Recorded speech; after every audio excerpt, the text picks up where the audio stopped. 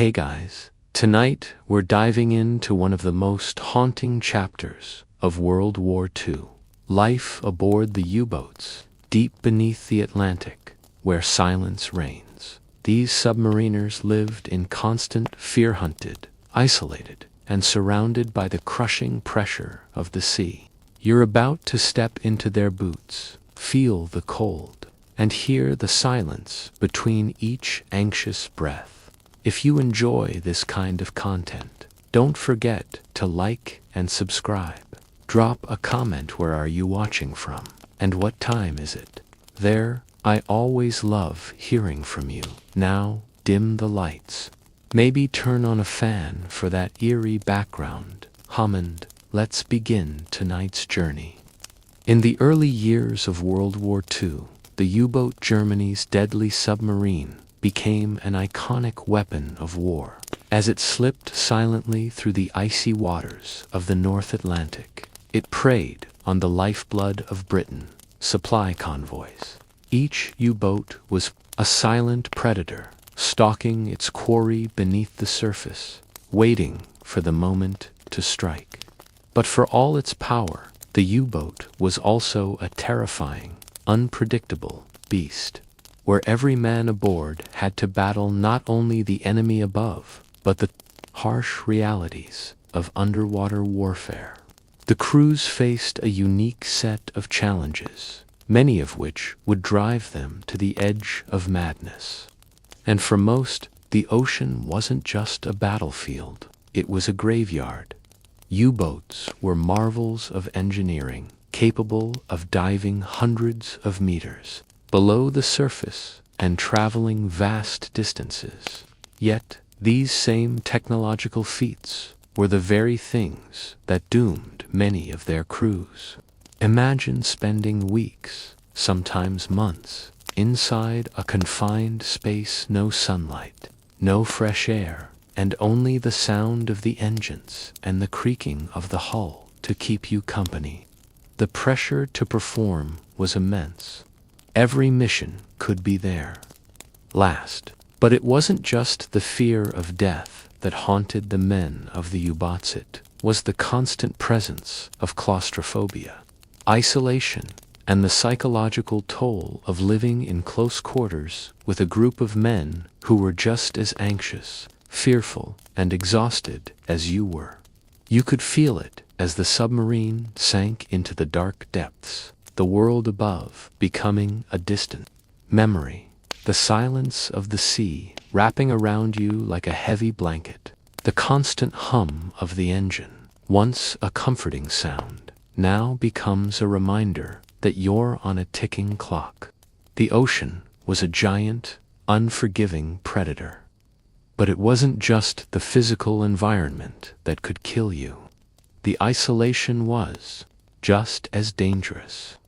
The men aboard these vessels lived in constant fear, not just of the enemies hunting them, but of their own minds unraveling. Living submerged for long periods created a pressure cooker situation. Submarine crews had to deal with more than just the physical toll of the deep. The psychological stress was a constant battle. The air was stale, the food meager, and the threat of death looming at every turn. You were trapped in a metal tube with nowhere to go and no way to escape. It would only be a matter of time before the stress of it all would break someone. And when it did, the effects could be devastating.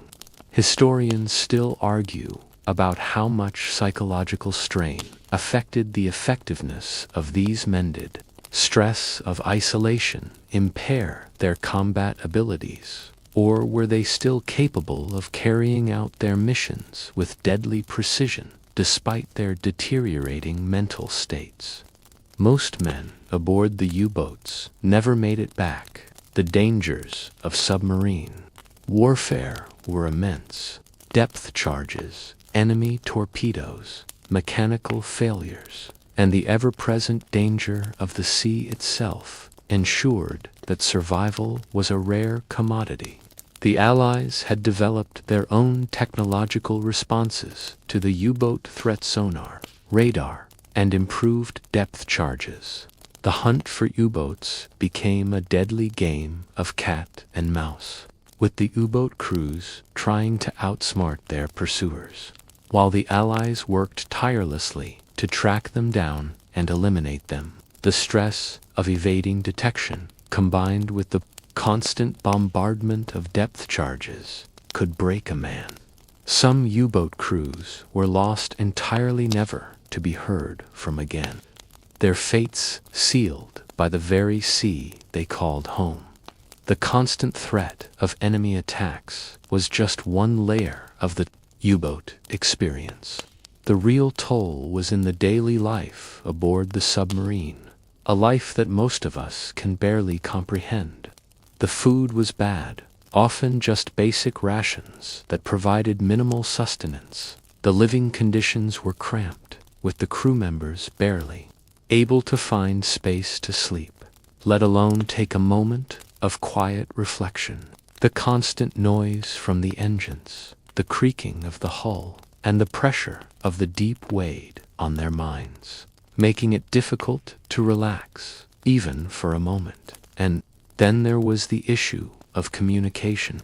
You couldn't send a letter home, couldn't hear the voices of loved ones. The only link to the world outside was the occasional radio transmission or message from higher command, which was often just another mission directive or an update on the war. You couldn't escape the reality that you were stuck in a metal tube, drifting through hostile waters, cut off from everything and everyone you knew. At some point, you start to lose track of time. The days blurred together, missions, repairs, constant checks on the equipment, maintaining your weapons, keeping everything operational. Sleep is fitful at best, as there's always the nagging worry that something might break down, or worse, that an enemy ship might be closing in. The stress, combined with the physical exhaustion, becomes almost unbearable. And yet, for most of the men aboard, there was no choice but to push through, to continue the mission, to try to survive another day. The camaraderie formed in these dire conditions was often the only thing that kept them going. You relied on the guy next to you, and in return, he relied on you. But for most, it wasn't enough. The mental and physical toll was too much to bear, and one by one, the men fell victim to the ocean's depths, their fates sealed by the cruel conditions of submarine warfare. So, as we dive deeper into the U-boat story tonight, imagine yourself in their shoes. Feel the isolation, the tension, the fear of the unknown. Because for most, these men never made it back. Their stories are lost to the waves, swallowed by the sea. The U-boat was more than just a weapon of war. It was an incredible feat of engineering, a predator of the sea that relied on stealth and cunning to hunt its targets. These submarines were the unsung stars of Germany's naval forces, sinking merchant ships and military vessels alike in a war that spanned the oceans. Yet, despite the technological marvel that these machines were, the U-boats had a dark side. The men who operated them were often trapped in a world of terror, a relentless struggle for survival against forces that were both external and internal. So how exactly did the U-boat crew become so feared?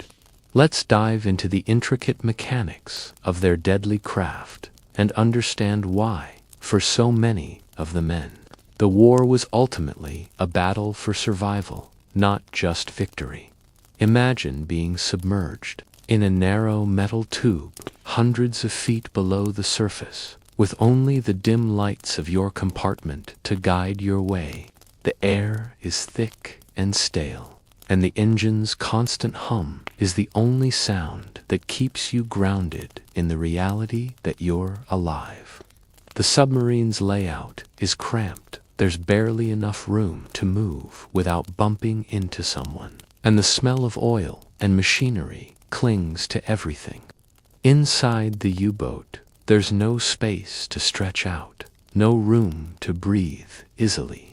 For the crew, this was the reality every day, and yet it was a reality they had to accept. These machines were built to sink, to submerge deep into the ocean's belly, and to strike from below without warning. But just like the ocean, the U-boat was a hostile environment that demanded constant vigilance, precision, and composure. There was little room for error.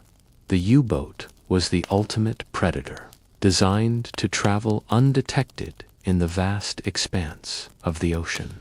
Equipped with torpedoes and deck guns, it could destroy ships from a distance without ever revealing its presence. The crews aboard these deadly vessels were highly trained, highly skilled, and had to operate under immense pressure. The submariners were trained to be patient, waiting for the perfect moment to strike. The U-boat's stealth and speed were its greatest assets, but also its greatest risks. A well-timed attack could sink a massive cargo ship, crippling a nation's supply chain. But a misstep-in exposed periscope or a malfunctioning engine could be the difference between life and death. Historians still argue about how much of the U-boat's success came down to skill versus luck. Some believe it was the unparalleled training of the German crews that made the U-boats so effective, while others suggest that the sheer luck of the timing and location of an attack played just as large a role. Regardless, what's clear is that the U-boat was a formidable weapon in the arsenal of the German Navy, and it brought terror to the shipping lanes of the Atlantic. For the men aboard, the very nature of their mission was a deadly dance, constantly teetering between calculated precision and blind, deadly chance. The U-boat was also a masterpiece of innovation, a floating fortress designed to weather the elements of the sea and the ever-present threat of enemy forces. It had multiple compartments, reinforced hulls, and advanced weaponry, making it one of the most lethal machines of the war. But despite these advanced features, the U-boat was a fragile thing. It was constantly at the mercy of the oceans. Unpredictable moods, storms, icebergs, and currents all threatened to tear apart these machines of war. Even a minor malfunction, a broken valve, or a faulty torpedo tube could send the U-boat to the bottom of the ocean in minutes. And then, of course, there was the enemy, the Allied forces who, after a slow start, began to adapt to the U-boat threat. As the war progressed, Allied forces developed new tactics and technology to counter the U-boats. The introduction of sonar, radar, and depth charges changed the nature of the game. The Allies had begun to hone in on the U-boats with a deadly precision, making it harder and harder for the submariners to avoid detection. The once silent killers now had to navigate through a sea of deadly technologies designed specifically to hunt them down. And with each passing year, the risk of detection grew higher as the Allies found ways to sink U-boats faster than the Germans could build them. But even as the war escalated and the U-boat crews faced increasingly difficult odds, they remained determined to carry out their missions. The crews, many of whom had been aboard for months or even years, had formed an unbreakable bond. They had to rely on one another to survive, each man playing his part to keep the U-boat operational. From the captain, who commanded the ship with stoic authority, to the mechanics who kept the engines running smoothly, Every member of the crew had a crucial role to play in keeping the boat afloat. There was a deep sense of camaraderie among the men, a bond forged through the constant threat of death that loomed over them. But that bond was tested in ways most of us can't imagine: long hours, extreme conditions, and the ever-present fear of being destroyed, despite the harsh conditions. There was a certain beauty in the U-boat's design. It was a perfectly crafted killing machine, engineered to operate silently beneath the waves, to hunt with deadly precision, and to vanish without a trace. Yet, for all its advanced technology and lethal power, the U-boat had one fundamental flaw. It was manned by humans, and humans, as resilient as they were, couldn't withstand the pressures of war forever. The stresses of constant combat, the isolation, and the psychological toll eventually caught up with even the most hardened men. The ocean had claimed countless souls. But it wasn't just the enemy that took them. It was the crushing weight of survival itself. The closer you got to the bottom, the more you understood that the real enemy wasn't just the Allies. It was the sea, the isolation, and the darkness that threatened to engulf you. And for many U-boat crews, this silent, deadly warfare was a race against time. How long could they keep playing the game before the ocean claimed them? The answer, for most, was tragically short. Many never returned, their fates lost to the depths of the sea. And yet, even in their absence, the legacy of the U-boat remains, a reminder of the terror they brought and the dangers that lay in wait beneath the surface. As we continue our journey into the harrowing world of the U-boat crews, we step into their minds and explore the psychological toll of living in such a confined, hostile environment. If there's one thing that can be said about submarine warfare, it's that it was as much a mental battle as it was a physical one. Sure, the risk of being sunk by an enemy attack or caught in the jaws of a depth charge was always there, but the most constant threat to the men of the U-boats was often far more insidious: their own minds. The long hours in the dark, the isolation from the world above, and the crushing weight of fear all contributed to an environment where sanity could slip through your fingers without warning. The U-boat was a marvel of human engineering, capable of diving deep into the ocean, traveling silently for weeks on end, and striking with deadly precision. But beneath that sleek metallic surface was a living, breathing crew of men who were trapped inside a confined space where every action had to be calculated, every word measured.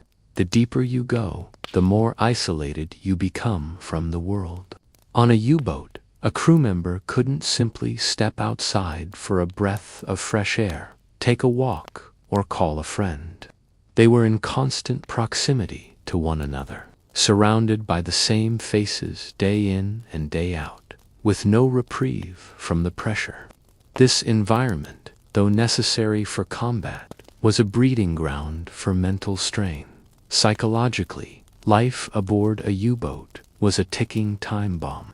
For many of the men, the first few weeks on board were manageable. They would follow orders, perform their duties, and take the occasional break when they could. But as the days stretched on, the isolation began to eat at them. You could see it in their eyes. Men who had once been eager and alert began to show signs of exhaustion. Their movements slower, their conversations quieter. Historians still argue over whether this breakdown in morale was inevitable due to the nature of the job, or if it was the sheer mental toll of being submerged in a claustrophobic metal tube, cut off from the world above, that pushed them over the edge. One of the most unsettling aspects of life aboard a U-boat was the constant noise, the hum of the engines, the creaking of the hull, the distant groans of the pressure as the submarine sank deeper into the ocean's depths. This wasn't a peaceful, silent voyage. It was a constant battle against the unrelenting noise that reverberated through the boat. For the crew, this noise wasn't just a background hum. It was a reminder that they were under the ocean, vulnerable to whatever dangers might come. Imagine the tension building in your chest, knowing that at any moment, the faintest ping could signal that you were being hunted. The slightest shift in the engine's pitch could indicate a malfunction, and every creak of the boat's hull could be the beginning of its collapse. In such an environment, small irritations became magnified. Every brush against a fellow crew member in the cramped quarters, every slight noise in the engine room, every broken piece of equipment added to the mounting stress. It was an environment designed to slowly wear you down, to break you piece by piece. And when the pressure became too much to bear, the effects could be devastating. The psychological toll took many forms. Some men were able to cope with the stress through sheer willpower, pushing through the discomfort and fatigue to complete their missions. Others, however, couldn't handle the isolation, the constant fear of death, and the never-ending hum of the submarine. They developed what could only be described as submarine madness, a combination of anxiety, depression, and paranoia that made it difficult to think clearly, let alone perform the critical tasks required of them. Some would experience what we now recognize as post-traumatic stress disorder, or PTSD, which, in the confined, high-pressure environment of a U-boat, was exacerbated by the complete lack of an outlet for their emotions. Sleep was another challenge for the U-boat crews. The submarine's erratic schedule and the constant vigilance required to avoid detection meant that rest periods were often brief and interrupted. Imagine trying to sleep while the boat is rocking back and forth, the engines humming and your comrades moving about just inches away from you. It was nearly impossible to get any real rest. Lack of sleep is known to induce a variety of mental issues, including hallucinations, confusion, and a decreased ability to perform complex tasks, sexually the kind of effects that could make or break a mission. Historians continue to debate how much the mental strain of submarine life affected the outcome of specific missions. Some argue that the stress of living in such extreme conditions led to increased mistakes and lowered morale, which, in turn, contributed to the eventual downfall of many U-boats. Others suggest that the crews were so highly trained and so committed to their missions that they were able to push through the mental fatigue and remain effective until the end of the war. Regardless of which side you lean toward, what's clear is that the psychological toll of U-boat warfare was significant. Many men didn't simply face death from the enemy. They faced the very real possibility of losing their minds before the war ended. But perhaps one of the most tragic aspects of this psychological breakdown was how it affected the men when they finally returned to the surface. For those who did survive, re-entering the world above was often as disorienting as the first dive into the deep. The men who had once been used to the cramped quarters of the U-boat and the constant fear of death found it difficult to adjust to civilian life. They had been through an ordeal that most people could never fully understand, an experience that would haunt them for the rest of their lives. So, What happened to these men? Did they return home to families who welcomed them with open arms? Or did they retreat into themselves, forever scarred by the psychological toll of submarine warfare? It's difficult to say. For many, the war didn't end when they emerged from the depths. The scars, both physical and mental, would remain with them, and the horror of what they experienced would never fully fade. As we continue our journey into the harrowing world of the U-boat crews, we step into their minds and explore the psychological toll of living in such a confined, hostile environment.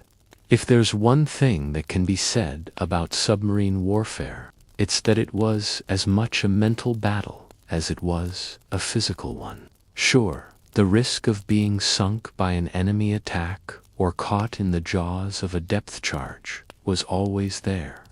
But the most constant threat to the men of the U-boats was often far more insidious: their own minds. The long hours in the dark, the isolation from the world above, and the crushing weight of fear all contributed to an environment where sanity could slip through your fingers without warning.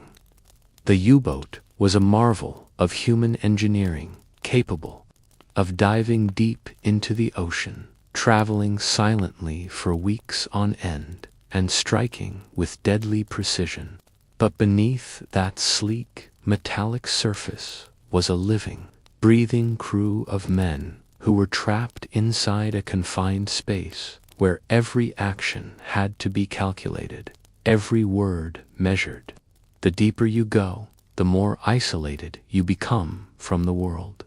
On a U-boat, a crew member couldn't simply step outside for a breath of fresh air, take a walk, or call a friend.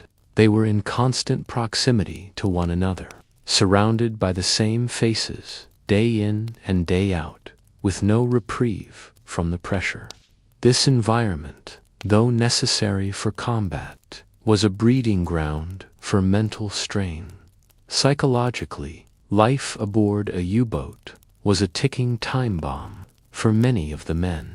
The first few weeks on board were manageable. They would follow orders, perform their duties, and take the occasional break when they could.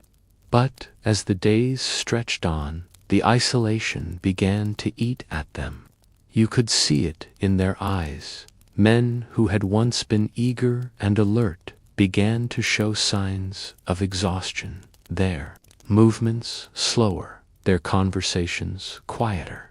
Historians still argue over whether this breakdown in morale was inevitable due to the nature of the job, or if it was the sheer mental toll of being submerged in a claustrophobic metal tube, cut off from the world above, that pushed them over the edge. One of the most unsettling aspects of life aboard a U-boat was the constant noise, the hum of the engines, the creaking of the hull, the distant groans of the pressure as the submarine sank deeper into the ocean's depths.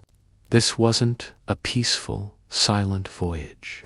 It was a constant battle against the unrelenting noise that reverberated through the boat. For the crew, this noise wasn't just a background hum. It was a reminder that they were under the ocean, vulnerable to whatever dangers might come.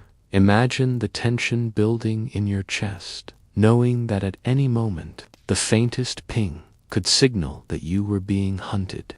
The slightest shift in the engine's pitch could indicate a malfunction, and every creak of the boat's hull could be the beginning of its collapse. In such an environment, small irritations became magnified. Every brush against a fellow crew member in the cramped quarters, every slight noise in the engine room, every broken piece of equipment added to the mounting stress. It was an environment designed to slowly wear you down, to break you piece by piece. And when the pressure became too much to bear, the effects could be devastating. The psychological toll took many forms. Some men were able to cope with the stress through sheer willpower, pushing through the discomfort and fatigue to complete their missions. Others, however, couldn't handle the isolation, the constant fear of death, and the never-ending hum of the submarine. They developed what could only be described as submarine madness, a combination of anxiety, depression, and paranoia that made it difficult to think clearly, let alone perform the critical tasks required of them. Some would experience what we now recognize as post-traumatic stress disorder, or PTSD, which, in the confined, high-pressure environment of a U-boat, was exacerbated by the complete lack of an outlet for their emotions. Sleep was another challenge. For the U-boat crews, the submarine's erratic schedule and the constant vigilance required to avoid detection meant that rest periods were often brief and interrupted. Imagine trying to sleep while the boat is rocking back and forth, the engines humming, and your comrades moving about just inches away from you. It was nearly impossible to get any real rest. Lack of sleep is known to induce a variety of mental issues, including hallucinations, confusion, and a decreased ability to perform complex tasks, exactly the kind of effects that could make or break a mission. Historians continue to debate how much the mental strain of submarine life affected the outcome of specific missions. Some argue that the stress of living in such extreme conditions led to increased mistakes and lowered morale, which, in turn, contributed to the eventual downfall of many U-boats. Others suggest that the crews were so highly trained and so committed to their missions that they were able to push through the mental fatigue and remain effective until the end of the war. Regardless of which side you lean toward, what's clear is that the psychological toll of U-boat warfare was significant. Many men didn't simply face death from the enemy. They faced the very real possibility of losing their minds before the war ended. But perhaps one of the most tragic aspects of this psychological breakdown was how it affected the men when they finally returned to the surface. For those who did survive, re-entering the world above was often as disorienting as the first dive into the deep. The men who had once been used to the cramped quarters of the U-boat and the constant fear of death found it difficult to adjust to civilian life. They had been through an ordeal that most people could never fully understand, an experience that would haunt them for the rest of their lives. So, what happened to these men?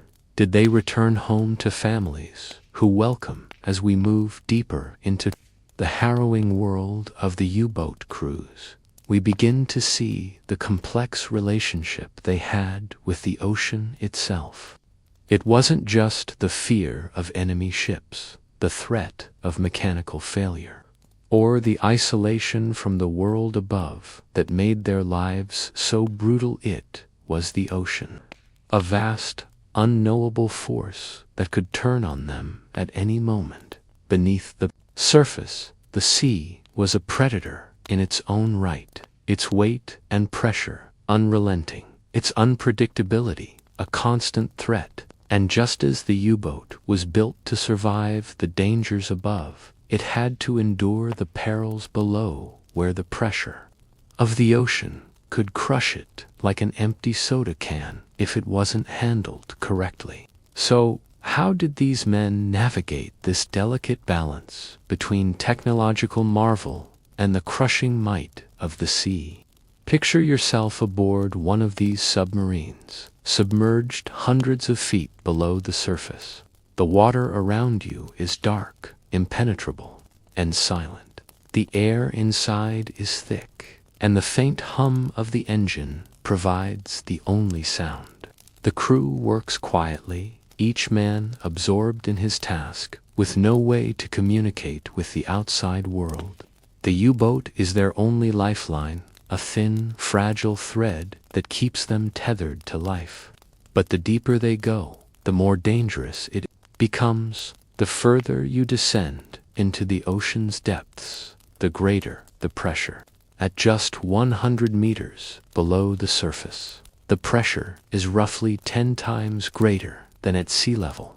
And for every 10 meters deeper you go, the pressure increases by another atmosphere.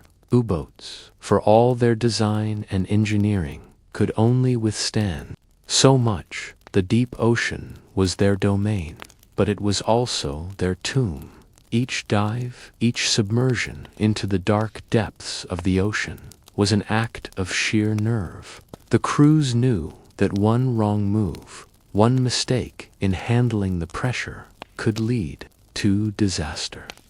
The U-boats were marvels of engineering, but even they had their limits. The pressure of the deep could cause the hull to buckle, the systems to fail, or worse, the boat to implode in a matter of seconds. This constant threat of sudden, catastrophic failure was always present, lurking beneath every dive.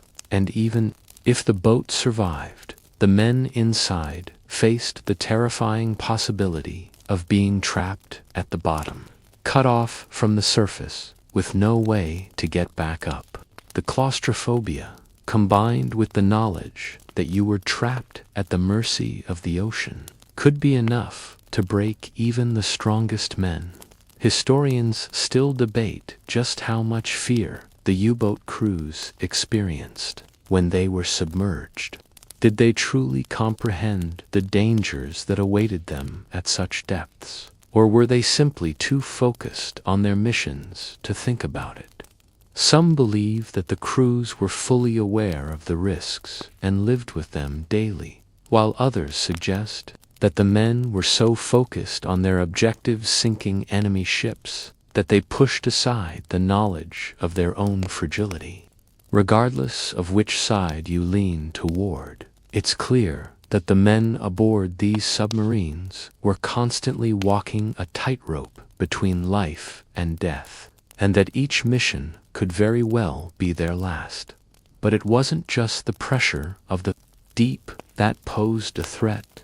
The ocean was also a living, breathing entity that could change in an instant. Storms, whirlpools, icebergs, and even the ocean's temperature could all impact the U-boat's performance.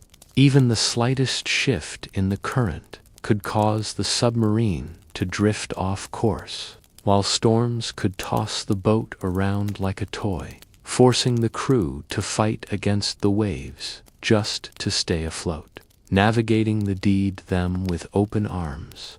Or did they retreat into themselves, forever scarred by the psychological toll of submarine warfare? It's difficult to say. For many, the war didn't end when they emerged from the depths. The scars, both physical and mental, would remain with them, and the horror of what they experienced would never fully fade. Life aboard a U-boat was defined not only by the ever-present threat of enemy attack and the suffocating isolation, but also by something less visible, but just as lethal: the constant struggle to maintain supplies. The deep waters offered little sustenance, and the longer the mission, the more desperate the situation became. The crew had to make do with the bare minimum in terms of food, water, and fuel, yet these limited supplies were their only lifeline. A malfunctioning periscope, a faulty radio, or, worst of all, a lack of provisions could turn a mission into a death sentence. Picture yourself in this confined space below deck, surrounded by metal walls, submerged in an endless ocean. The sound of the engine's hum fills the air. The vibrations felt through every inch of the boat. The submarine's rations are limited, barely enough to sustain the crew, yet they are stretched over long, grueling months at sea. The food is bland and unappetizing, often tasteless, designed solely to provide basic nourishment and nothing more. Sometimes, the only thing that could be considered a luxury was a bit of fresh bread, a rare treat in the otherwise monotonous diet. But as time wore on, even that small comfort became a distant memory. What most people don't realize is that this wasn't just about hunger. The lack of proper nutrition could affect a man's ability to think clearly, his energy levels, and even his physical strength. Submarines were designed to remain submerged for long periods, but that only meant the crew had to survive on whatever provisions they had on board. Food shortages and lack of fresh water became a constant fear in the confined space of the submarine. Rationing was essential, but as the weeks turned into months, the limited supplies began to dwindle faster than they could be replenished. Historians still argue about the full extent to which hunger and malnutrition affected the morale and efficiency of U-boat crews. Some believe that malnourishment didn't significantly impact the crew's ability to carry out their missions, citing the training and discipline that kept the men focused on their tasks. However, others point out that poor nutrition compounded the already harsh living conditions, making it more difficult for the men to stay alert, which could lead to catastrophic mistakes. The mental toll of enduring hunger and deprivation added a layer of suffering that few could imagine. You could be doing everything right, following orders, staying hidden beneath the waves, but you're also living on the brink, with food and water supplies running low.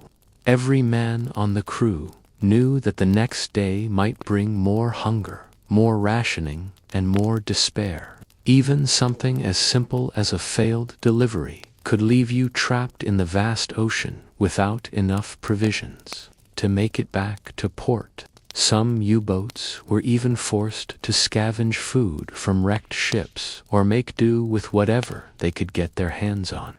This scavenger's life meant that sometimes men were eating whatever they could find, strange, unfamiliar meals that added to the overall misery of submarine life. For some men, hunger could lead to strange psychological effects. When you're starving, your mind begins to break down. Small irritations that would normally go unnoticed start to seem monumental. The tension between crew members could rise, as everyone was equally vulnerable to the daily grind of deprivation. As hunger set in, patience wore thin, and what had once been a team effort could quickly devolve into frustration and anger. The camaraderie that kept the men going through the toughest of missions began to fracture, and in extreme cases, the psychological toll could lead to outright violence. Fights broke out, tempers flared, and the crew, already living in close quarters, began to turn on one another in ways that mirrored the desperation of their situation. Even the physical toll of starvation was evident. The men lost weight, their faces gaunt and hollow, their bodies weakening from the lack of proper nutrition. It wasn't just a question of comfort, it was a question of survival. The very act of staying alive had become a battle, and the ocean was just as much an enemy as the enemy submarines and warships lurking above Titian. Knowing that your body was becoming weaker every day, and that the next meal could be your last for who knew how long. But it wasn't just the absence of food that made the situation so dire. The water aboard the U-boats was often just as scarce, and what they had wasn't always drinkable. Fresh water was rationed carefully, and the crew had to rely on what little they could extract from the condensation in the air or the meager supply brought with them. When that ran out, the men had to make do with whatever water they could find, sometimes relying on seawater, which could quickly lead to dehydration and further physical decline. The dry, parched throats, the burning thirst that couldn't be quenched, became as much of a torture as the hunger.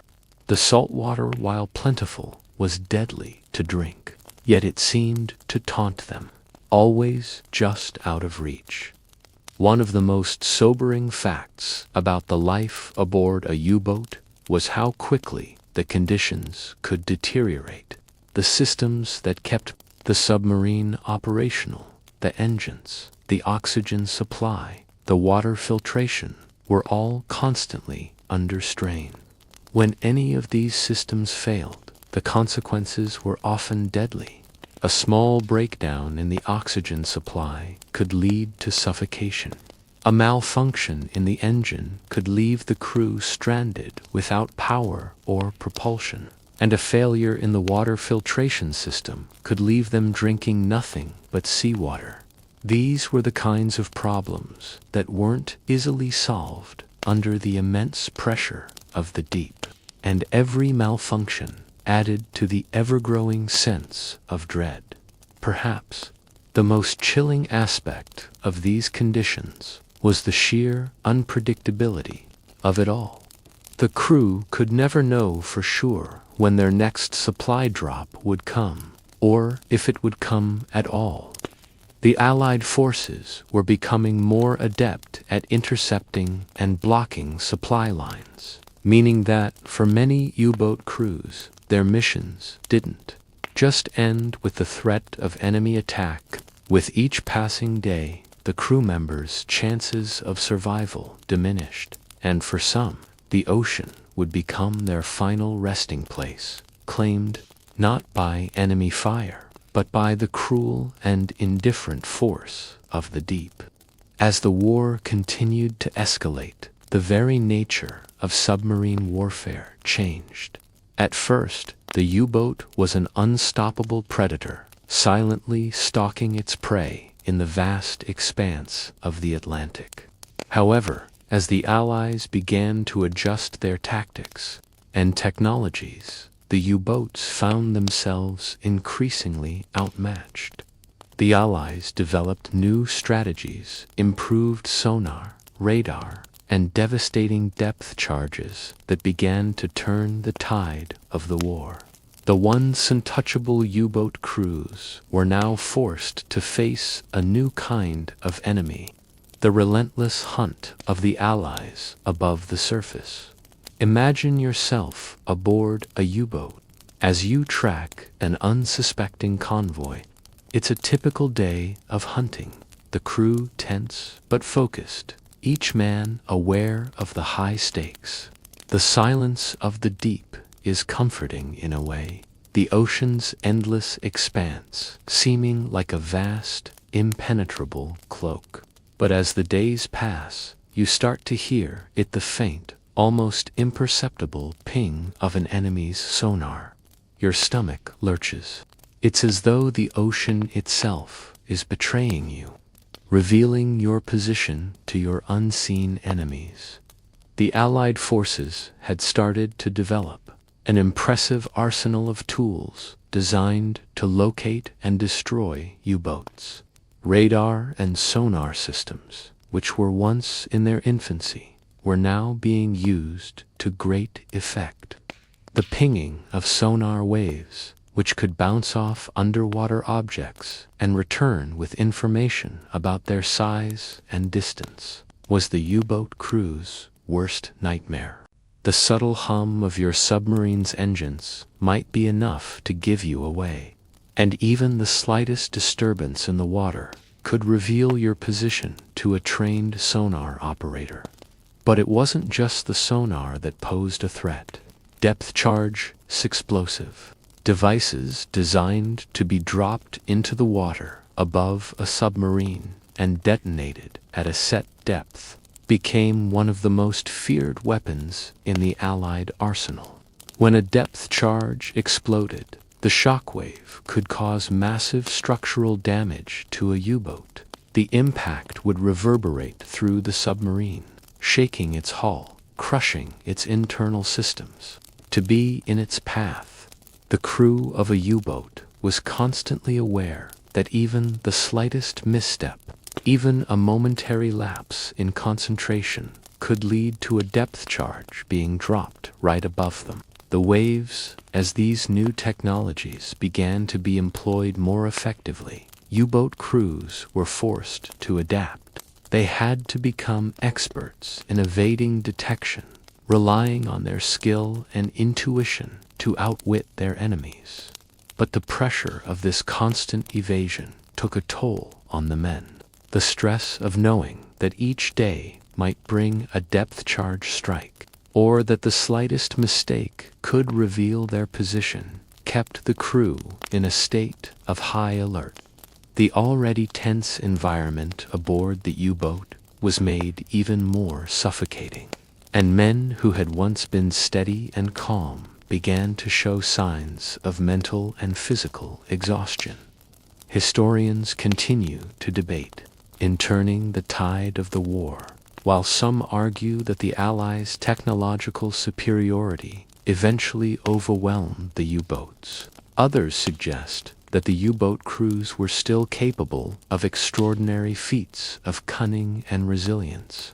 Some even point to instances where U-boats managed to evade detection by using countermeasures such as false signals, or by changing their depth and course to confuse sonar operators.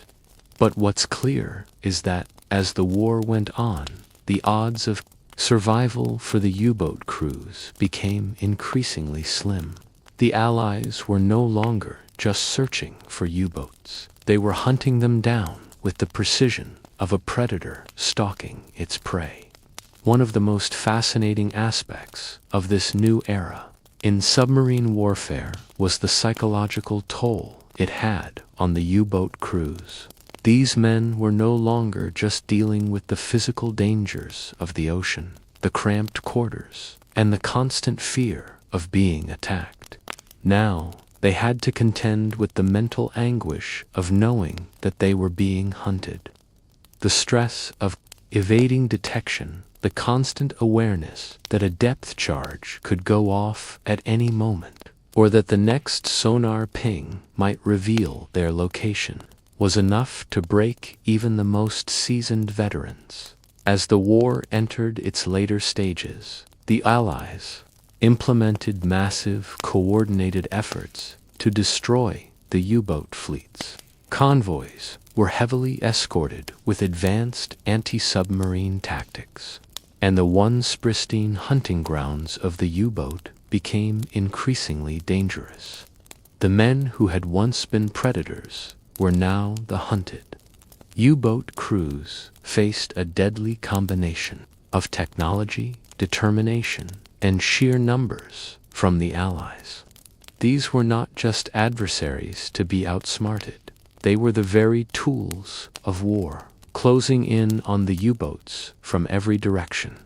At the same time, the German Navy continued to build and deploy U-boats in greater numbers, often sending men into missions with little regard for the inevitable losses. In many cases, U-boat commanders were ordered to press forward with their missions, even when it was clear that the risk of being sunk was too high. As U-boat losses mounted, the crews continued to face ever more difficult odds. The U-boats, because they believed in their mission. But as the war dragged on, they were often sent out on suicide missions, knowing full well that their chances of survival were slim. The toll of constant warfare, combined with the relentless pursuit of the Allies, created a cycle of fear, fatigue, and death that seemed to have no end.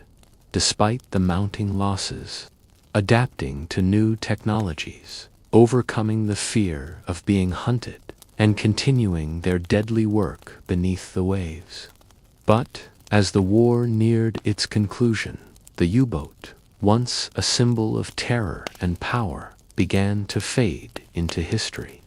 The crews that had once struck fear into their enemies were now part of a dying force. Many U-boats were scuttled, their crews surrendered or killed, and the technological advances of the Allies rendered the U-boat less effective as a weapon of war. But for the men who had served aboard these submarines, the war was far from over. They had survived the battle above the waves, but their greatest challenge still lay ahead, returning to the world they had left behind. The end of the war brought an unexpected kind of peace to the men who survived the terror of U-boat warfare. But peace, for them, was not a return to normalcy. Many of these men, once feared for their deadly precision beneath the waves, now faced a new battle, the struggle to return to the world above. The moment they emerged from the depths and docked in port, the world above seemed both familiar and alien. It was a life that they had once known, but one that had changed so completely they struggled to reintegrate. Imagine stepping onto dry land for the first time in months. The sound of the ocean's waves crashing against the shore may have once been comforting, but now it feels foreign, even unsettling. The men who had lived so long, submerged in a world of dark silence, constant motion, and the ever-present threat of death, now found themselves surrounded by the hum of everyday life. There were no more alarms signaling danger, no more urgent orders from their captains to dive deeper, evade detection, or prepare for an attack. For many, returning to land was as jarring as returning to a dream that no longer made sense. But for many U-boat survivors, this return was marred by more than just disorientation.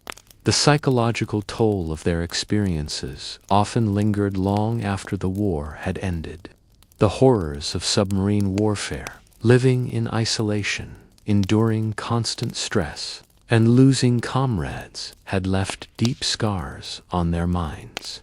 PTSD, a condition that many survivors didn't yet have a name for, became a shadow that clung to them long after they were back home.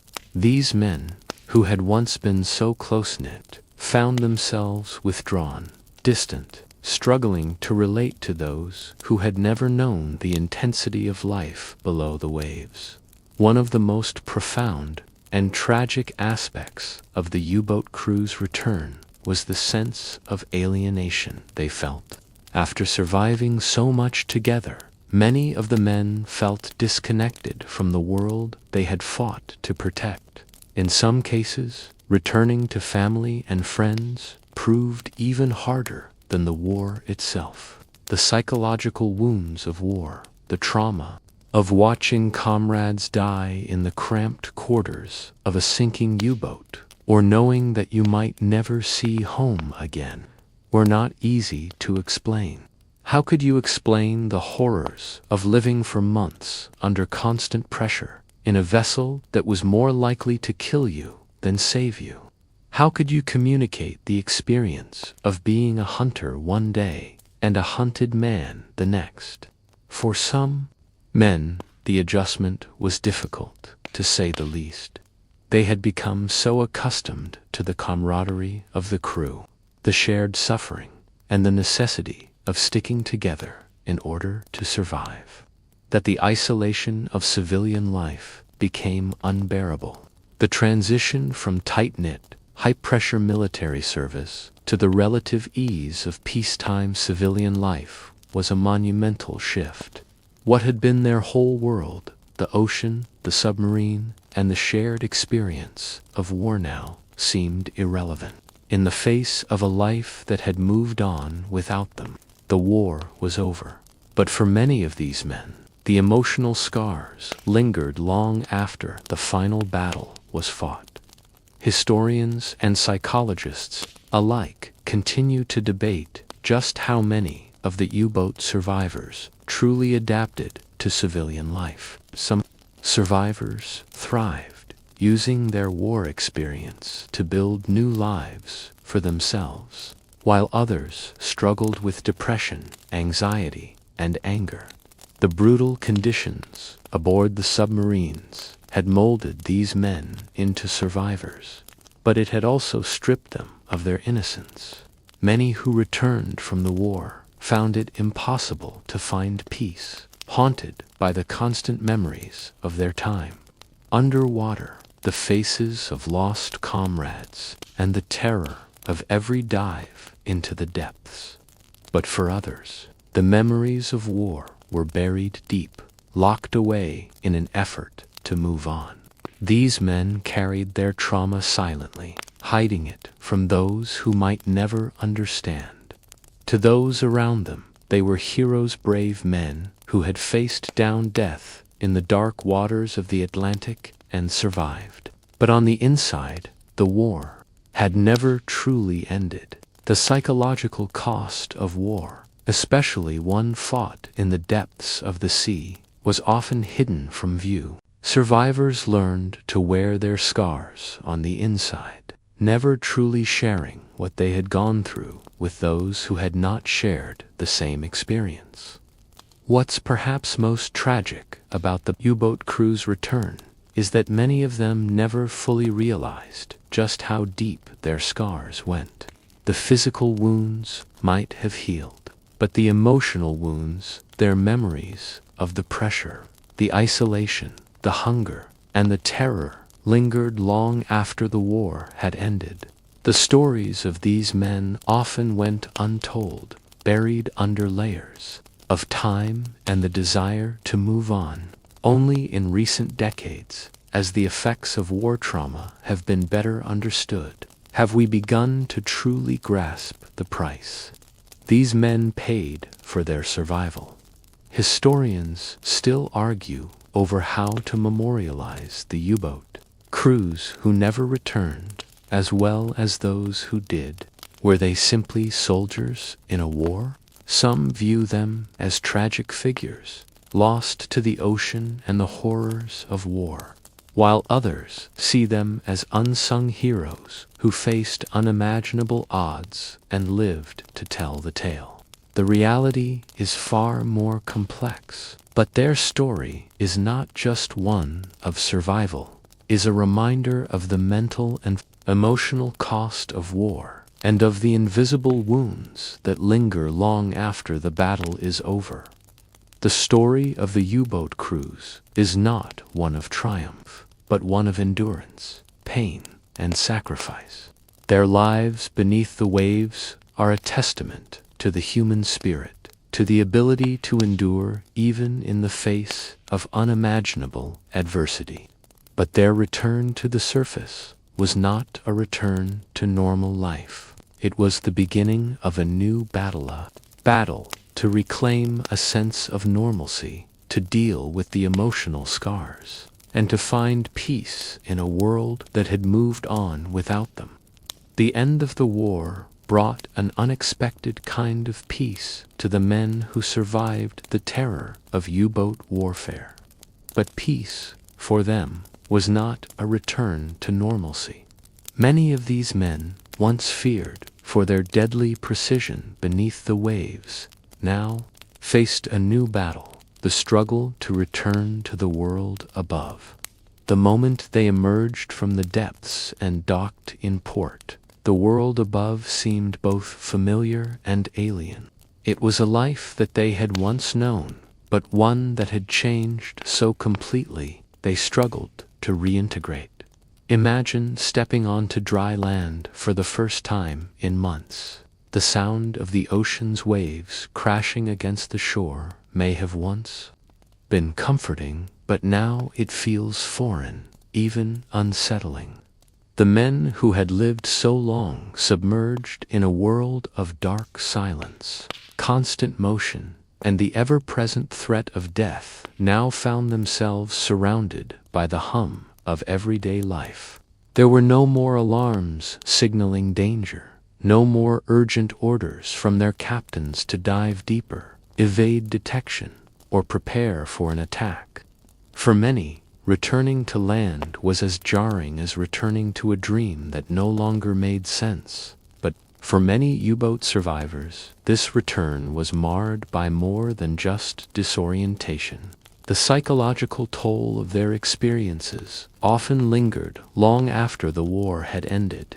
The horrors of submarine warfare, living in isolation, enduring constant stress, and losing comrades had left deep scars on their minds. PTSD, a condition that many survivors didn't yet have a name for, became a shadow that clung to them long after they were back home. These men, who had once been so close-knit, found themselves withdrawn, distant, struggling to relate to those who had never known the intensity of life below the waves. One of the most profound and tragic aspects of the U-boat crew's return was the sense of alienation they felt. After surviving so much together, many of the men felt disconnected from the world they had fought to protect. In some cases, returning to family and friends proved even harder than the war itself. The psychological wounds of war, the trauma of watching comrades die in the cramped quarters of a sinking U-boat, or knowing that you might never see home again, were not easy to explain. How could you explain the horrors of living for months under constant pressure in a vessel that was more likely to kill you than save you? How could you communicate the experience of being a hunter one day and a hunted man the next? For some men, the adjustment was difficult, to say the least. They had become so accustomed to the camaraderie of the crew, the shared suffering, and the necessity of sticking together in order to survive, that the isolation of civilian life became unbearable. The transition from tight-knit, high-pressure military service to the relative ease of peacetime civilian life was a monumental shift. What had been their whole world, the ocean, the submarine, and the shared experience of war now, seemed irrelevant.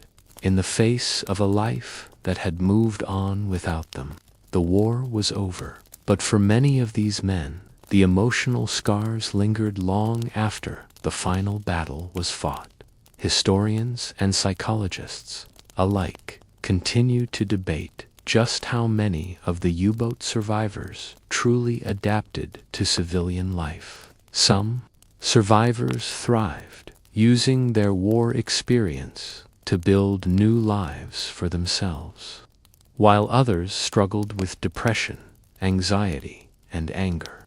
The brutal conditions aboard the submarines had molded these men into survivors, but it had also stripped them of their innocence. Many who returned from the war found it impossible to find peace, haunted by the constant memories of their time underwater, the faces of lost comrades, and the terror of every dive into the depths. But for others, the memories of war were buried deep, locked away in an effort to move on. These men carried their trauma silently, hiding it from those who might never understand. To those around them, they were heroes, brave men who had faced down death in the dark waters of the Atlantic and survived. But on the inside, the war had never truly ended.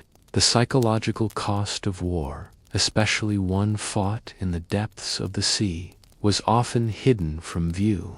Survivors learned to wear their scars on the inside, never truly sharing what they had gone through with those who had not shared the same experience.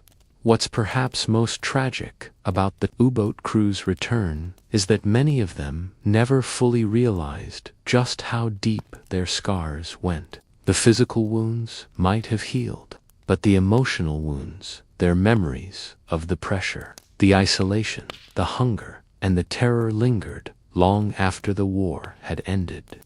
The stories of these men often went untold, buried under layers of time and the desire to move on. Only in recent decades, as the effects of war trauma have been better understood, have we begun to truly grasp the price these men paid for their survival. Historians still argue over how to memorialize the U-boat crews who never returned, as well as those who did. Were they simply soldiers in a war? Or were they victims of an unforgiving system that demanded more than any man could give? Some view them as tragic figures, lost to the ocean and the horrors of war, while others see them as unsung heroes who faced unimaginable odds and lived to tell the tale. The reality is far more complex. The men who served aboard the U-boats were caught in a brutal war, forced to endure conditions most of us can't even imagine. But their story is not just one of survival, it is a reminder of the mental and emotional cost of war, and of the invisible wounds that linger long after the battle is over. As we delve deeper into the lives of the U-boat crews, it's impossible to ignore one of the most complex aspects of their experiences: the constant isolation. Life aboard a U-boat wasn't just a daily grind of surviving enemy attacks, evading sonar, and living under the crushing pressure of the sea. It was also an intensely solitary existence. For these men, isolation became a fact of life, cut off from the world above, separated from their families, and distanced from the land they were fighting to protect. And with that isolation came a slow, creeping madness that could undermine even the strongest of minds. Imagine spending weeks, months, even under the sea, trapped inside a metal cylinder with a small group of men. The ocean above is vast, unreachable, and indifferent. The walls around you seem to close in, and the only sound is the low hum of the engine, a reminder that you're still alive, yet still very much at the mercy of the abyss. The crew members, once full of life and humor, begin to retreat into themselves. The isolation fosters a feeling of disconnection from everything and everyone. Familiar faces, sounds, and places seem like distant memories. The only thing that truly matters is the mission at hand, the success of which often becomes a matter of life or death. The psychological effects of isolation are subtle at first. In the beginning, there's camaraderie, the bond of men who share the same struggle. There are jokes to lighten the mood, camaraderie that helps pass the endless days submerged in the depths. But as time stretches on, the cracks begin to show. Conversations become fewer, and what were once simple tasks become grueling chores. Men start to forget what it feels like to touch grass or see a clear sky. The reality of their situation begins to settle in. They are isolated, not just from the outside world, but from the very concept of time itself. Days blend together. A mission that should have been over in a matter of days stretches into weeks, and soon, there's no telling how much longer the crew will have to remain at sea. The physical isolation is just as severe as the mental toll. There's no escaping the confined space, the cramped quarters that make even the smallest personal space feel like a luxury. Crew members sleep in shifts, barely getting enough rest to function properly. The harsh reality is that there are no days off, no moments to yourself, no relief from the constant pressure of living in close quarters with your fellow sailors. Every corner of the U-boat is occupied, and you are forced to share every inch of space with your comrades. The walls may be silent, but the crew's growing frustration is anything but. The constant proximity to others means that any small grievance, an accidental bump in the hallway, a misplaced tool, a wrong word can escalate into something far bigger in such a confined space. Any slight issue can become a major source of stress. At sea, the men are not just fighting external enemies, they are fighting each other, too. Personal tensions, exacerbated by the oppressive environment, sometimes lead to outright confrontations. Historians still argue about how often this led to violence among the crew members. Some believe that the tight bonds formed in these desperate situations kept the men united despite the circumstances. Others suggest that the isolation and stress could cause men to snap, resulting in infighting and breakdowns in discipline. No matter the outcome, though, the isolation aboard these U-boats pushed the crew to their limits, both mentally and physically. Then there was the absence of any connection to the world outside. U-boat crews were utterly cut off from their families, their homes, and any sense of normalcy. There were no letters. The story of the U-boat crews is not one of triumph, but one of endurance, pain, and sacrifice. Their lives beneath the waves are a testament to the human spirit, to the ability to endure even in the face of unimaginable adversity. But their return to the surface was not a return to normal life. It was the beginning of a new battle to reclaim a sense of normalcy, to deal with the emotional scars, and to find peace in a world that had moved on without them. With the U-boat's ever-present isolation and the mental toll of continuous warfare, one of the most heartbreaking aspects of a U-boat crewman's journey was the knowledge that even after all the struggles, battle beneath the waves was relentless. Submarine warfare was a high-stakes game, where the cost of a single mistake could be your final breath. For every successful mission, every enemy ship sunk, there was the constant threat that the crew's number could be up on the very next sortie.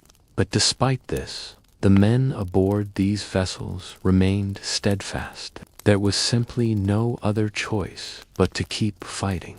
Now, let's step into the boots of one of these sailors, knowing that the odds of returning home safely were slim at best. Imagine yourself on the bridge of your U-boat, scanning the horizon.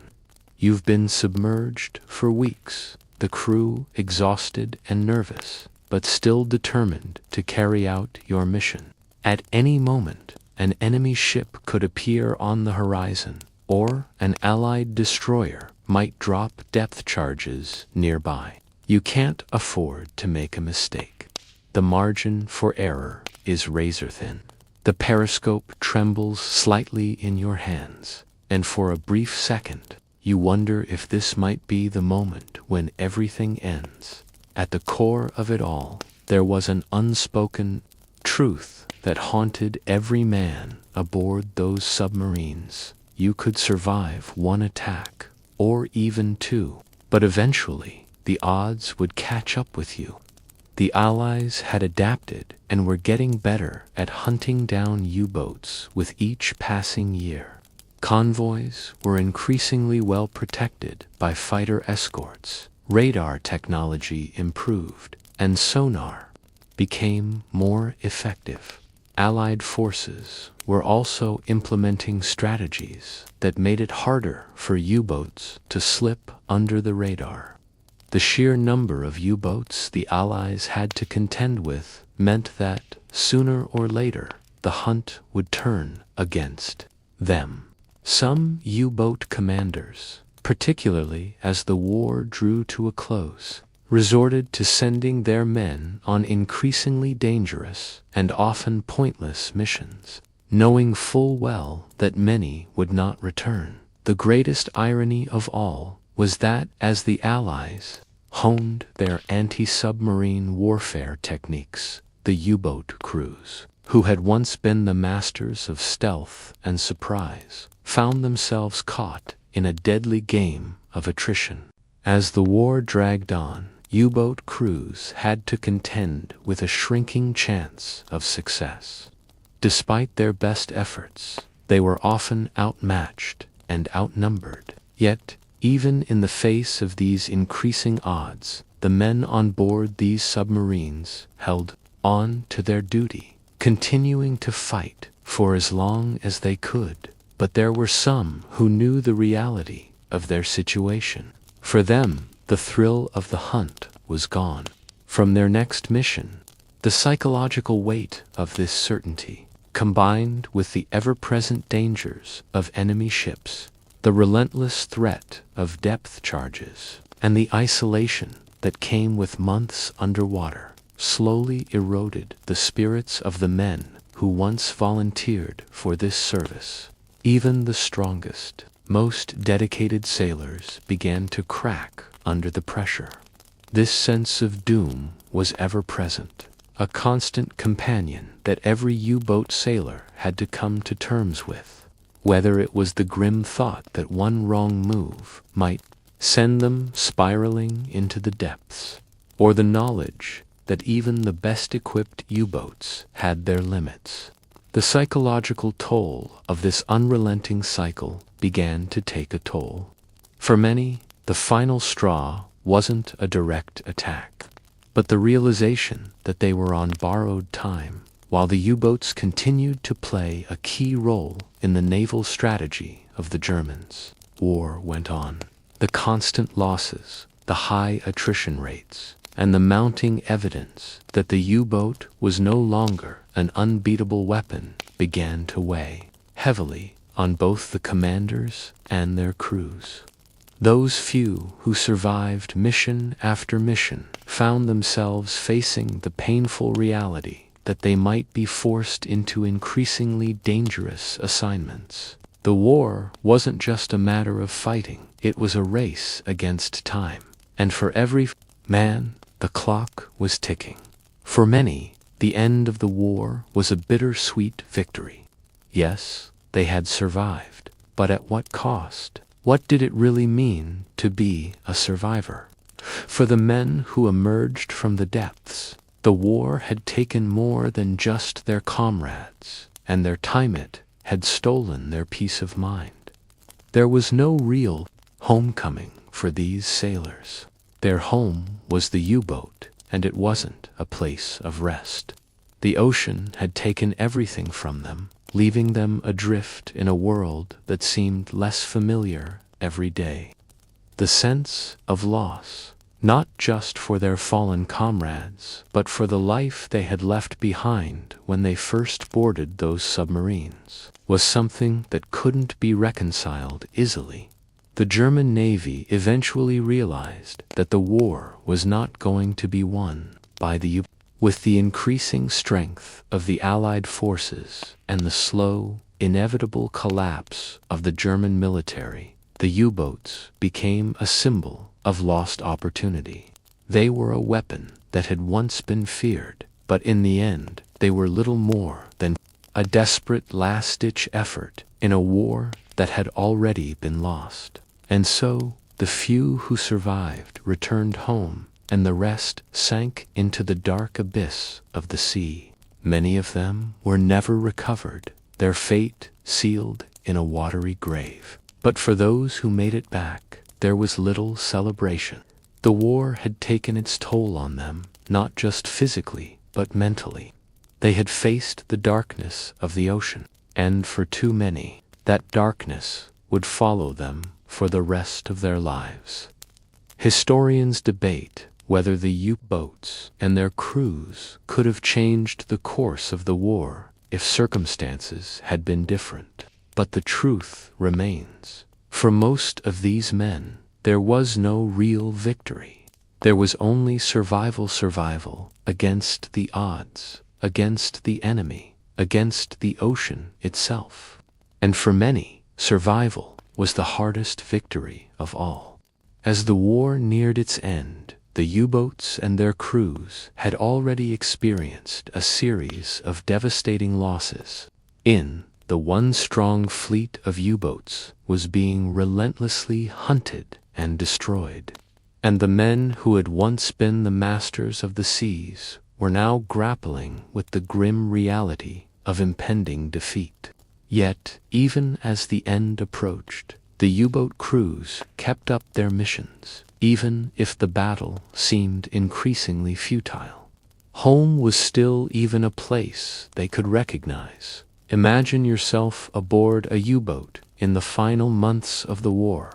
The atmosphere is somber, filled with the weight of an inevitable defeat. The missions still go on: attacks on Allied convoys, a few more daring strikes, each one seemingly more desperate than the last. But the victory that had once seemed so close is now a distant memory, a fantasy too far out of reach. The ocean that was once the U-boat's domain, a vast expanse to dominate, now feels like an endless graveyard. You know that each mission could be your last. The thought lingers in your mind like a shadow, clouding every decision, every move. And yet you continue.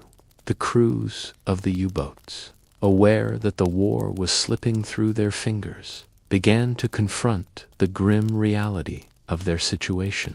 The once deadly U-boats were now being hunted with increased ferocity by the Allies. The convoy system that had once been so successful in evading attack was now heavily escorted and better protected, with fighter planes, radar, and sonar scouring the seas for any sign of U-boat activity. The Allies had effectively closed off the hunting grounds that the U-boat crews had once controlled. For the men on board, the mission remained the same: to fight on, but the motivation began to shift. What had once been a matter of national pride was now a fight for survival. Some men might have seen their final missions as futile attempts to delay the inevitable, but for others, there was no turning back. War was lost, that their chances of survival were almost nil, weighed on the men in ways that were often invisible to outsiders. But among the crew, it was understood. The bonds of camaraderie that had once held them together began to fray. There was no more glory in these last missions. There was only a desperate desire to keep fighting until the end. For many U-boat crews, surrender or retreat was never an option. They had been trained to fight until the very last moment. Allied depth charges had become more sophisticated, capable of detecting even the stealthiest of submarines. Allied intelligence had improved, and U-boat positions were being marked and attacked with precision. Some of the most experienced crews were wiped out in mere moments, taking their knowledge of the deep with them to their watery graves. As losses mounted, it became clear that no matter how skilled the men were, their chances of survival were diminishing with each passing day. This was the point when the remnants of the U-boat fleet were no longer fighting for victory. They were fighting for their lives. The German High Command, aware of the losses, began to send crews on increasingly dangerous and pointless missions. U-boat commanders were told to attack without the necessary resources or reinforcements, their numbers dwindling as the Allies tightened their grip on the seas. The men of the U-boats found themselves not just battling the Allies, but battling a futile, hopeless war. With each mission, they would sink deeper into the abyss, their hope fading faster than their ammunition supplies. For some men, the end of the war brought the sudden shock of liberation. After enduring the crushing weight of constant combat, after surviving months submerged in darkness, the prospect of peace, however fleeting, was a shock to the system. There was a strange sense of disorientation as men who had become accustomed to a life of constant danger were suddenly given the option of the emotional scars. Deep, invisible wounds stayed with them. How do you transition from being a soldier in a battle for survival, where every moment counts, to a world where the biggest stress might be choosing what to have for dinner? The mental and emotional toll that these men faced upon their return was profound, and it wasn't something that could simply be left behind with the war. The stories of U-boat crews were often buried. As the world moved on, the men who had survived found themselves relegated to a quiet, forgotten corner of history. Many of the survivors returned to civilian life, never speaking of their time under the sea, leaving the horrors they had experienced hidden from the world. Those who did speak found that their stories were often met with disbelief or indifference. The emotional toll of their experiences, the trauma they carried, became something that was largely ignored by society. Yet, as time passed, the stories of these men began to surface. They were no longer just nameless, faceless sailors who had served in the depths of a forgotten war. Of the unbearable isolation, the constant fear, the suffocating pressure of being trapped beneath the waves. These stories became a testament not only to their resilience, but to the haunting, forgotten costs of war. Historians now see the legacy of the U-boat crews in a new light, not just as soldiers. Environment that left lasting scars. Their courage in the face of overwhelming odds is undeniable. Personal battles they fought in silence, long after the war ended. As we approach the final days of the war, it becomes painfully clear that the legacy of the U-boat crews is both tragic and complex. While their story is often overshadowed by the larger-scale battles on land and air, the struggles they endured beneath the waves remain an indelible part of history. For those few who survived the war, the aftermath was anything but a simple return to normal life. The men who had been part of the U-boat campaigns returned home, but they were forever changed by the brutal conditions they had faced. It wasn't just the toll of combative physical injuries and scars that could be seen, it was the deep, invisible wounds that remained, lingering in their minds and souls. Many U-boat survivors found themselves walking a tightrope between the horrors they had endured and the world that had continued without them. The mental and emotional scars were often harder to carry than the physical ones. The isolation, the fear, the constant threat of death, it all left an imprint that could not be erased. Largely forgotten, their struggles not fully recognized by a world that had moved on. Picture yourself now, back on land, surrounded by civilians who have no understanding of what you've been through. You try to explain it, the months spent underwater, the constant fear of detection, the sense of isolation that gnawed away at your soul, but no one truly understands. They go about their daily lives, concerned with mundane things, while you carry the weight of a war that, for you, never ended. The camaraderie you once shared with your fellow sailors is now a memory, one that fades into the background as you try to find your place in a world that feels distant, even alien. The war has ended, but the battle rages on inside your mind. For many of the survivors, the pain of reintegration was almost as difficult as the physical battle they had fought. Comrades who had perished, of the years of their lives lost to the war. Some survivors would struggle with PTSD, a condition that was not yet fully understood, but which had begun to be recognized by those who had lived through the horrors of war, of the reality for those who had spent so much of their lives in the depths of the sea. It's easy to imagine the bitterness of returning to a world where the very people you had fought for didn't understand the depth of your sacrifice. In some cases, U-boat survivors were stigmatized, seen as remnants of a past that had been vanquished. The German surrender meant that their efforts were no longer part of a grand mission, but part of a failed war.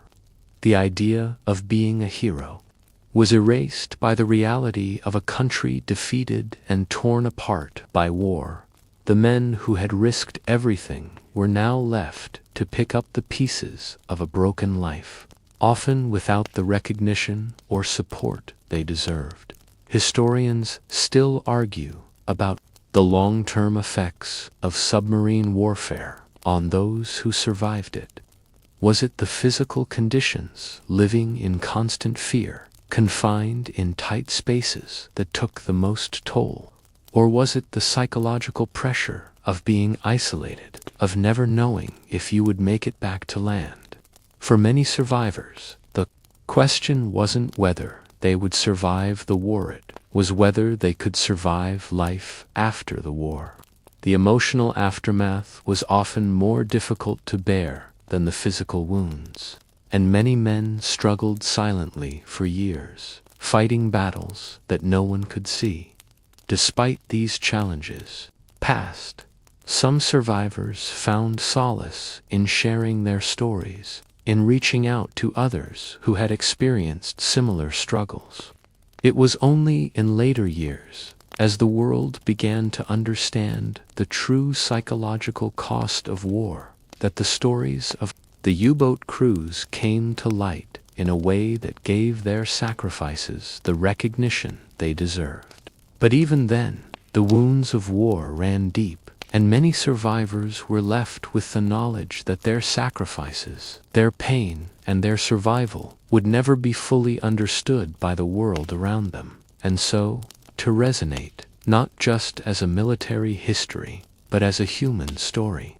It is a tale of endurance in the face of overwhelming adversity, a testament to the resilience of those who fought beneath the waves. But it is also a story of the toll that war takes on the human soul, of the scars that are left behind long after the last shot is fired. The legacy of the U-boat crews is not just one of military strategy or technical prowess, it is a legacy of survival, of struggle, and of the enduring strength of the human spirit in the face of unimaginable hardship for the men who survived. The war didn't truly end when the armistice was signed. The ocean's grip on them never loosened, and the scars they carried, both visible and invisible, would remain with them for the rest of their lives. They had lived through the depths of human suffering, and for them, peace was not a return to normalcy. It was a constant battle to reconcile the ghosts of the past with the reality of the present. As the years passed and the war faded into history, the stories of the U-boat crews gradually became part of the broader narrative of World War II. Their legacy was slowly rediscovered, not as a chapter about victory or triumph, but as a reminder of the often overlooked sacrifices made in the most extreme circumstances. Yet, even in their rediscovery, the men who survived these harrowing experiences were forced to confront the lingering trauma that they had carried with them for decades. The psychological scars of life in the U-boats were not easily erased. They were etched deep into the fabric of the men who had lived through it.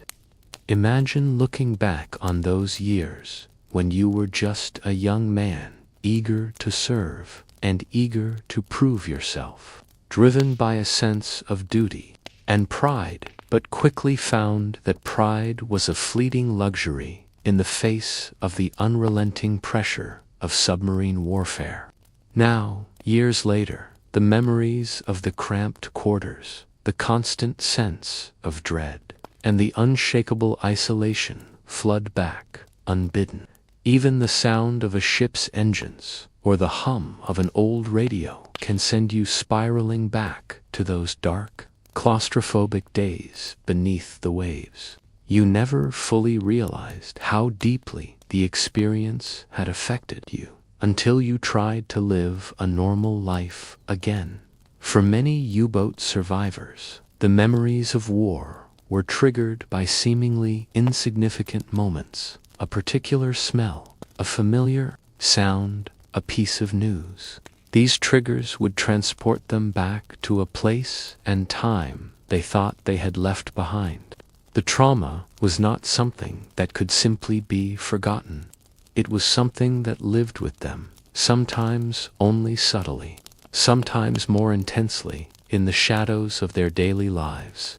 This struggle to reconcile their wartime experiences with their post-war existence created a gap that was hard to bridge. The emotional burden of survival was particularly difficult for those who had lost comrades. The men who had served in the U-boats often formed deep familial bonds with one another. They had lived in close quarters for months at a time, shared the burden of responsibility, and fought together to survive. The men who did return to their homes were left with the haunting realization that so many of their comrades had not. For some, the guilt of surviving when so many others did not was almost unbearable. It wasn't just the loss of friends. It was the sense of helplessness, of knowing that there was nothing they could have done to change the outcome.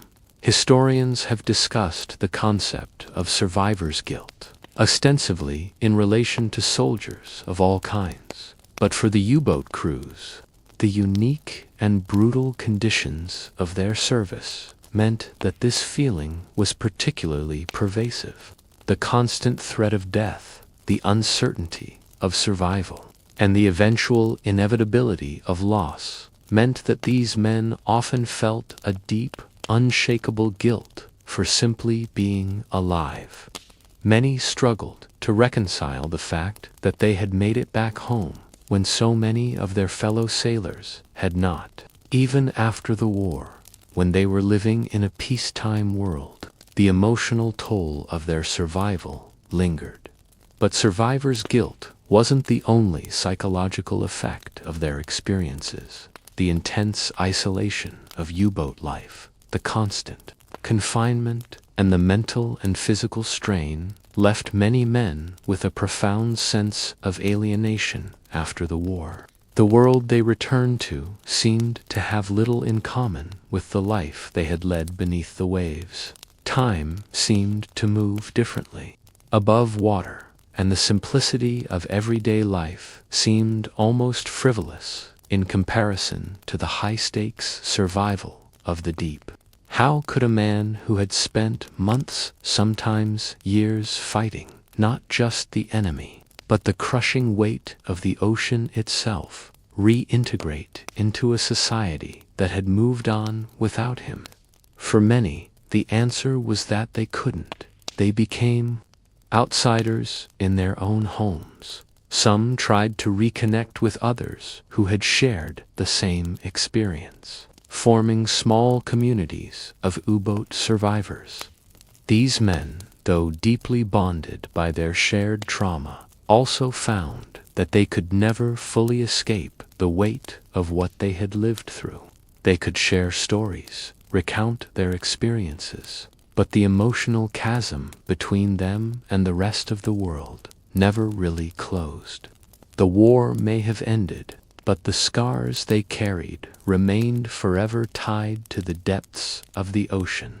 Yet, as the decades passed, the recognition of their sacrifice began to change. Slowly, the story of the U-boat crews became more acknowledged, not as just soldiers of war, but as men who had survived an ordeal few could understand. They became symbols of the resilience of the human spirit, of men who had fought a war of unimaginable intensity beneath the waves. The stories of these men were shared in books, documentaries, and even films. The brave souls who had once been little more than forgotten figures in the vast machinery of war now found themselves remembered, though by then it was a bittersweet recognition. The psychological healing for many survivors remained elusive, but their stories began to take root in the collective memory of post-war generations. They were no longer just faceless soldiers lost in a war that had been largely forgotten. They were human beings who had endured one of the most challenging forms of warfare. Their experiences helped to shape the understanding of the psychological toll of war, influencing how future generations would think about mental health and the invisible wounds left by conflict. Historians still debate the true legacy of the U-boat crews. Some view them as tragic figures caught in a war they couldn't control, while others see them as heroes who fought with honor, even in the face of impossible odds. But regardless of how they are remembered, the men who survived the U-boat campaigns are bound by something far deeper than victory or defeat. They are bound by the shared experience of enduring a war that left permanent marks on their minds, hearts, and souls. For these men, survival was never truly the end. It was simply the beginning of a long, quiet battle to live with the echoes of the past, to reconcile what they had been through with the life they could never fully return to. In the years that followed the war, as the survivors of the U-boat crews moved through their post-war lives, the broader world began to change, and so did their understanding of the role these men had played in the conflict. The rise of post-war recovery, the rebuilding of nations, and the subsequent Cold War began to reshape the way war veterans were treated and the way they treated themselves. For the men who survived the U-boat campaigns, though these changes came slowly, and the scars they bore were not quickly understood, imagine yourself in the years following the war, attempting to forge a life after all you've seen. The world is moving forward. New technologies, new leaders, and new ideologies take hold. But you remain in a space between two worlds. The camaraderie you once shared with your fellow crew members is now a memory. The ocean, which had once been your battlefield and your prison, now feels like a distant place, as though you've awoken from a dream that refuses to fade.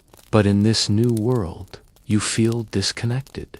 You've lived through things that few could understand, and now, as the world around you rushes forward, there's a haunting sense that the war never really ended for you. The U-boat survivors' struggle to adapt wasn't just about adjusting to civilian life. It was about learning how to survive in a world that had moved on without them. They had been part of something enormous, something all-consuming, but now it was over, and the victory they had fought for felt distant.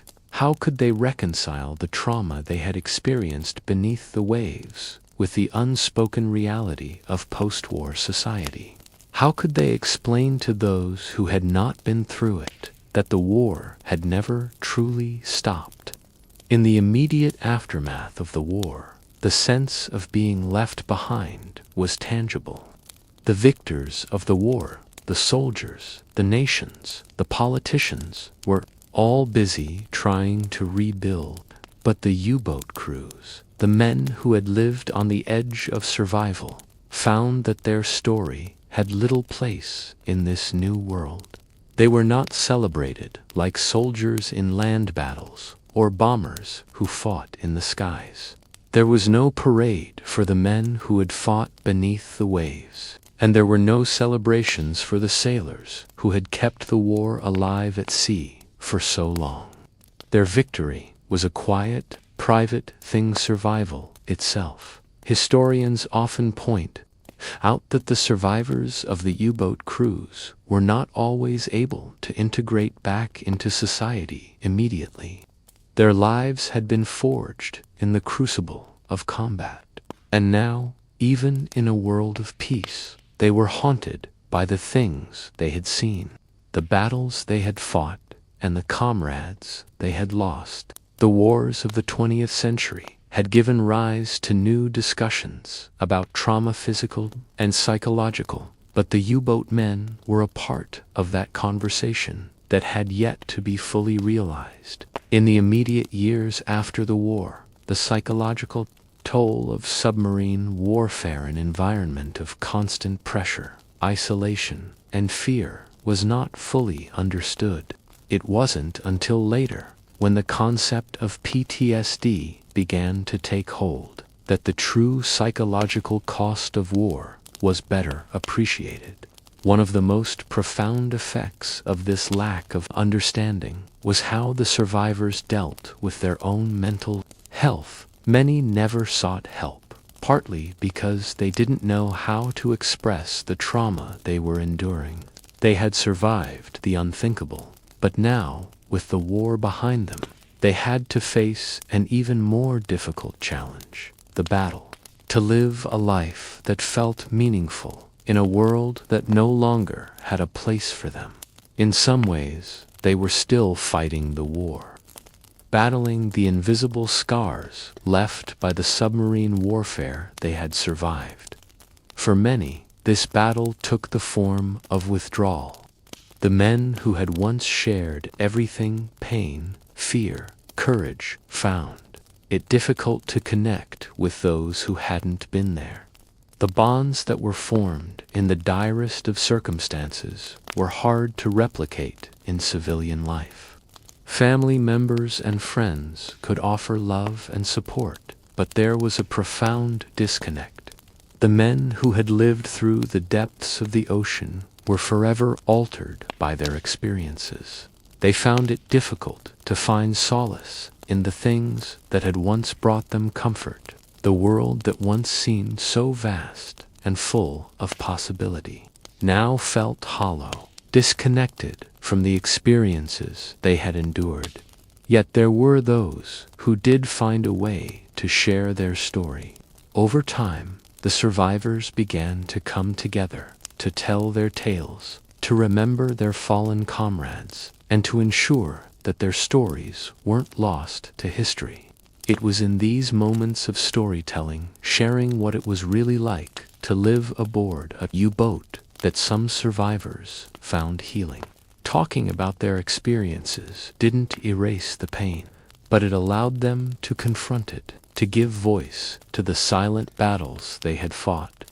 The memories of the men who had served on the U-boats were passed down through books, documentaries, and oral histories. Slowly, society began to understand the price these men had paid. The U-boat crews, who had once been forgotten, began to take their place in the narrative of World War II history, not just as warriors, but as human beings who had endured the extremes of both war and peace. The legacy of their service was no longer defined by the sinking of ships or the mission of warfare alone. It was also about survival, endurance, and the toll of living through a war that never fully ended. Even today, as we reflect on the legacy of the U-boat crews, it's clear that their contribution to the war effort was significant, but the personal cost was immeasurable. These men, who had fought beneath the waves, will forever be remembered, not just for their bravery, but for their resilience in the face of unfathomable adversity. Their story is not one of victory alone. It's a story of survival, of overcoming the odds, and of the strength of the human spirit in the most isolating and terrifying of circumstances for the survivors. The war didn't truly end with the signing of peace treaties or the cessation of hostilities. It ended when they finally found a way to live in a world that could never truly understand what they had experienced. The war was over, but its scars lived on beneath the waves, beneath the surface, and in the hearts of those who had made it back.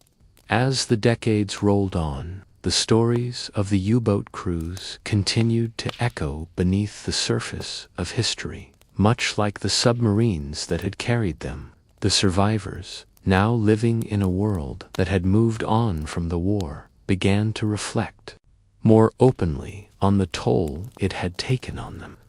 The generational shift meant that the veterans of World War II were becoming fewer in number, but their voices were finally being heard more clearly. With the advent of veterans organizations, oral history projects, and a renewed interest in military history, the men who had once been silenced by their trauma found the opportunity to speak, and the world started to listen. Their stories, once buried deep beneath layers of time and shame, began to surface, and the understanding of the psychological effects of war expanded to include the unique struggles of the U-boat crews. Imagine yourself, an older man now, sitting in a room with other survivors of your kind, your fellow submariners. The years have passed, but the memories still linger like ghosts. As you listen to the voices of your comrades, you realize how much you've shared, and how much of it still remains unsaid. The emotions, the pressure, the isolation, it all comes rushing back as if the war never really ended. The discussions, while not easy, are a form of release, a way to finally process the things you were never able to talk about before. You realize that this is what you needed all along, not just the silence of survival, but the understanding of those who had lived through the same horrors. As the survivors began to share their stories, their experiences took on a new level of importance, not just as military history, but as a poignant reminder of the toll war takes on the human soul. The accounts of the men who had lived through U-boat warfare became vital to understanding the full scope of the war, its impact on those who fought it, and the long-lasting scars it left on their psyches. These stories are no longer just about the machines of war, the submarines, the torpedoes, and the sonar technology, but about the men who were caught in the machinery of conflict. Their personal narratives began to illuminate the invisible battle that took place within them. Long after the war had ended, the stories shared by U-boat veterans often touched on the dark humor that emerged in the face of unimaginable circumstances. The absurdity of the war, of trying to survive in such an isolated and dangerous environment, sometimes provided a brief, fleeting escape from the constant pressure. Jokes were made about the claustrophobic conditions, the awful food, or the constant fear of death. These moments of humor, however dark, were survival mechanisms, a way for the men to bond and cope with the overwhelming stresses they faced. Yet, even in the humor, there was an undeniable sadness or recognition that laughter, while comforting, could not erase the trauma they had experienced. For many, these stories became a way of preserving the memory of their comrades who did not survive. The men who died in those final, desperate missions, the ones whose names and faces had been forgotten by time, were kept alive in the retellings of those who had lived. These oral histories were not just for posterity, a way to honor the dead, to ensure that their sacrifice wasn't lost. It was a way of giving them a voice, even if they never had the chance to speak. Yet, for all the catharsis that came with sharing these experiences, there were also lingering questions. Historians have continued to explore the deeper motivations behind the survival of U-boat crews and the long-term effects of the psychological strain they endured. Were these men truly heroic in their resilience, or were they simply products of the brutal realities of war? Some argue that the very nature of the U-boat service, with its isolation and constant danger, bred a different kind of heroism, one defined not by grand victories, but by the quiet endurance of hardship. Others suggest that the men were not heroes, but rather victims of a war machine that sent them into impossible situations, expecting them to survive at all costs. Historians still debate whether the cardiological strain of U-boat service and environment that pushed men to the brink of madness had any lasting impact on the effectiveness of the German Navy's efforts. Some believe that the constant trauma of submarine warfare impaired the U-boat crew's ability to function at their best, while others argue that the crews were so well trained and so dedicated that they maintained a level of operational effectiveness until the very end of the war. What's clear, though, is that the men who served aboard these submarines paid a price far greater than most people will ever realize. The stories of these men are now woven into the fabric of World War II history, as much about the toll of war as about the battles fought on land and in the air. They are no longer forgotten figures, their names lost to time. They are a symbol of survival against the odds, of courage in the face of overwhelming fear. But perhaps most importantly, they are a reminder of the human cost of war, of the enduring trauma that persists long after the guns fall silent and the ships are docked. For many of the U-boat survivors left the ocean behind, but the depths of the sea had left their mark. The stories of their service, of the sacrifices, the horrors, and the triumphs remain as much a part of their legacy as the ships they served on. These men, who had once fought in the dark depths of the ocean, now found themselves fighting a quieter, but no less significant, battle within themselves. Their legacy, like the war they fought in, is complicated, filled with both heroism and tragedy. Now, decades after the war, the echoes of their stories remain quiet, persistent, and important. The survivors who once felt alone in their suffering now find themselves part of a larger narrative, one that acknowledges the unseen costs of war and honors the lives of those who lived through it. The deep waters of the ocean may have claimed many of them, but the stories of the U-boat crews will live on, telling a story of survival, sacrifice, and the deep scars that war leaves behind. As the stories of the U-boat crews continue to be shared, they serve as a poignant reminder of the price of survival during World War II. These men, who fought beneath the waves, endured unimaginable hardships, and returned home only to face a new battle of reintegration, have become more than just figures of war. They are symbols of the psychological and emotional toll of warfare, of the ways that war changes the course of human lives, even long after the fighting has stopped. Their legacy is not simply one of bravery, but also of the quiet, enduring struggle to carry on after the war is over. Imagine now the final chapter of this story, the men who are left, survivors of a war that took more than it gave. After years of telling their stories, of grappling with the memories, they are now at peace. The nightmares no longer come as frequently, and the ghosts of their pasts have found a place in their minds that is less sharp, less immediate, But the cost of that peace has been high.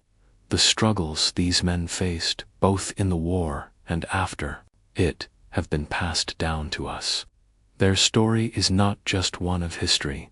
It is a story of humanity, of endurance, and of the long-lasting effects of violence and conflict. As we reflect on their journey, we begin to understand that their battles didn't just take place in the darkness of the ocean or the depths of the submarine. The real battle for many of these men took place within their own minds, long after the war was over. The emotional wounds they carried were invisible to the world around them, but they were no less real. The isolation they faced during the war was nothing compared to the isolation they felt in the years that followed, cut off from a world that couldn't understand the depth of their sacrifice. But slowly, over time, the world began to take notice. The stories of the U-boat crews, once lost in the shadow of grander battles, have now been given the space they deserve. The world is beginning to recognize the psychological cost of war in a more profound way, and the sacrifices made by those who fought beneath the waves are finally being acknowledged. Yet even as this recognition grows, it remains bittersweet. The men who survived were often left to process their trauma in silence, without the resources or support they needed. It took decades before the psychological toll of submarine warfare, constant fear, isolation, and the trauma of being submerged for months on end was fully understood. And now, as we close this chapter, we leave behind a reminder of just how much these men endured. Their story, though largely untold for many years, is now an important part of our collective memory. It serves as a testament not only to their courage, but to the quiet, lasting effect of war on the human soul. The U-boat crews, who fought with honor in the depths of the ocean, are not just remembered for their battles, but for their resilience in the face of unimaginable hardship.